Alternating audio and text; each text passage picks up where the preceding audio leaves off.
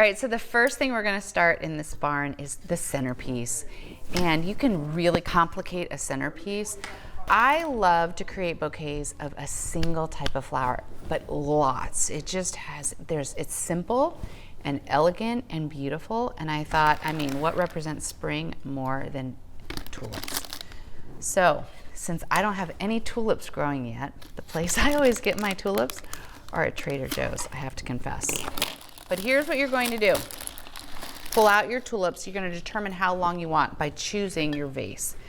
When I was trying to prepare for this, I went over and over what kind of vase, what would be the right height, given how big my table was. And actually what we've chosen to do is I've put this, it's a wooden, kind of a wooden step thing. I don't know another word for it, that we're gonna set this on and it's just gonna elevate it a little bit. But I decided, since I'm having a square table, to use this vase, which is a little round, it's just a little bit of a contrast. Inside of it, I put a bowl of water. Now, how do you do tulips?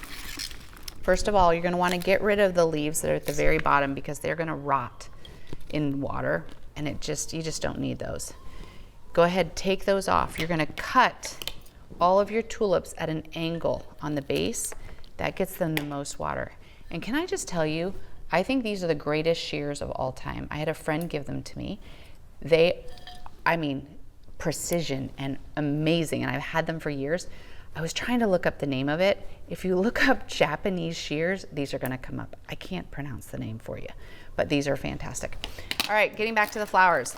So cut all of them, same length, same distance. And then we're going to fill this so that it's cascading, so that it just fills the whole center of the table. Tulips are also beautiful to do in a clear glass. I just didn't have one big enough to do what I wanted to do. You can also do something called using a frog. I did this the other day. I had never used a frog, but a friend of mine loaned me hers. I'm going to take them out of these flowers right here. It's called a frog, and it's kind of, I guess, instead of an oasis, but you can stick your flowers so that they stand up. I'm not wanting mine to stand up in this particular thing because I want it to cascade. It's also important to change your water every day. They drink a lot of water.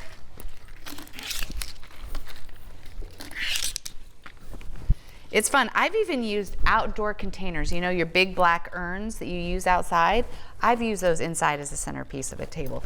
Well, at least where I live in Pennsylvania, we don't have any flowers yet. So I go to one of my very favorite places to get flowers. I mean, it's Trader Joe's. It's one of my secrets.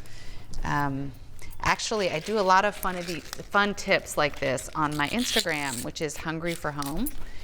And on Tuesdays, I do something called Tip Tuesday. And I just try to tell, you know, little tips, household tips, cooking tips, gardening tips. And that was one of them. I get a lot of my things at Trader Joe's for this.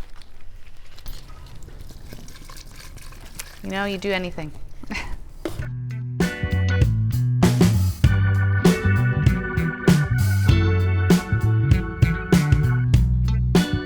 Okay, doesn't this look amazing? I just need to make sure from every direction it's even. But I mean, oh my gosh. This makes me think of Easter. Even just flowers can transform a table and just create a mood. So I love it. I love it. The height, you have to figure out your height when you're determining your table, but I think this is gonna work perfectly.